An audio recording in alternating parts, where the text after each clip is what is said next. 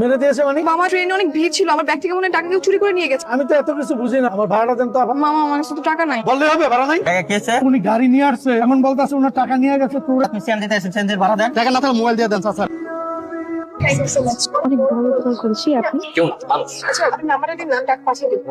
Listen pretty, আমাদের এই পৃথিবীটা খুব ছোট। যদি একে আকাশের নিচে থাকি, একদিন আমাদের ঠিকই থাকবে। সেদিন যদি আমি কোনো বিপদ তখন না help. It was nice to meet you. দেখো বাই। হ্যালো 207 নম্বর রুমে একটা পানির বোতল পাঠাও। ওকে ওকে।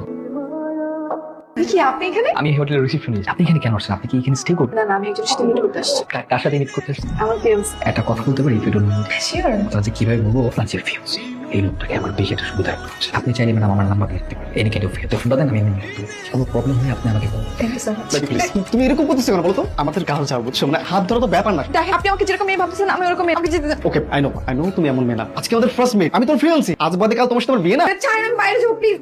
কে? স্যার রুম সার্ভিস, দরজাটা খুলুন। আমি তোমাকে এখন আসতে বলছি, পরে আসো। স্যার খুব জরুরি কাজ আছে, দরজা আপনি খুলতে হবে স্যার। দরজা খুলুন। এখন এখান থেকে যাও, পরে আসো। যাও। স্যার আমি পুলিশ নিয়ে এসেছি, দরজা আপনাকে খুলতেই হবে।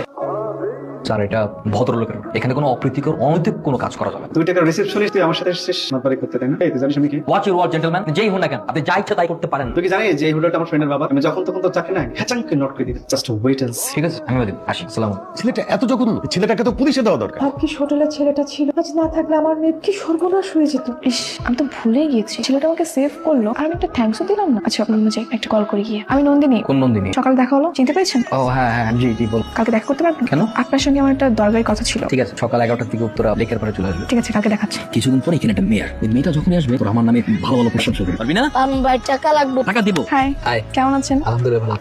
ভালো। আপু পায়ানা অনেক ভালো, টাকা দিয়ে আমার গান শোনা। কি ভালো? চুপ কর। ওরা যেভাবে বলছে অতটা ভালো আমি চেষ্টা করি ভালো মানুষ হওয়ার জন্য, ওদের পাশে থাকার জন্য। ভাইয়ের টাকা দেন। টাকা মানে কিসে টাকা? এই টাকা না বোকা, বলো যে আমাদের খাবারের টাকা। দিচ্ছি ওয়েট। ভাইয়ের তো ভাই মেলা মানুষ, ভাই টাকা লাগবে আরো। যাও আর আসবে না, যাও। থ্যাংক ইউ সো মাচ আপনাকে কালকে আমাকে এভাবে সেভ করার জন্য। এই টাইমে আসতে বললেন যে আপনার অফিস নেই? আচ্ছা আমার জন্য বোধহয় ছুটি নিয়েছেন তাই না? না না আপনার জন্য ছুটি নিই, অফিস থেকে একেবারে ছুটি নিয়ে নিয়েছি। মানে মানে আমার চাকরিটা চলে গেছে। কেন, কি হয়েছে? গতকালকের ওই ইনসিডেন্টের পর থেকে আমাকে অফিস থেকে অফিসিয়ালি সাসপেন্ড করা হচ্ছে। আল্লাহ, আমার জন্য সরি ভীষণ সরি। আমি না বুঝতে পারিনি আমার জন্য আপনার জব চলে যাবে। Please relax don't be sorry. আমার জন্য আপনাকে সরি হতে হবে। আমার কপালে ছিল তাই এমনটা হয়েছে। It's my lakh, my bad luck. না না, আপনার কপালের দোষটার কারণ তো আমি। এই আপনি আমার সঙ্গে চলেন তো। কোথায়? আপনার জন্য আমি জব খুঁজবো। আজকে থেকে আমরা ফ্রেন্ডস। আপনার মতো একজন ভালো মানুষকে ফ্রেন্ড হিসেবে পাওয়া ভাগ্যের ব্যাপার। আচ্ছা আপনার ওই বয়ফ্রেন্ডের কি খবর? ওর সাথে কি ব্রেকআপ? ওনাকে তো আমি কালকেই ব্লক করে দিয়েছি।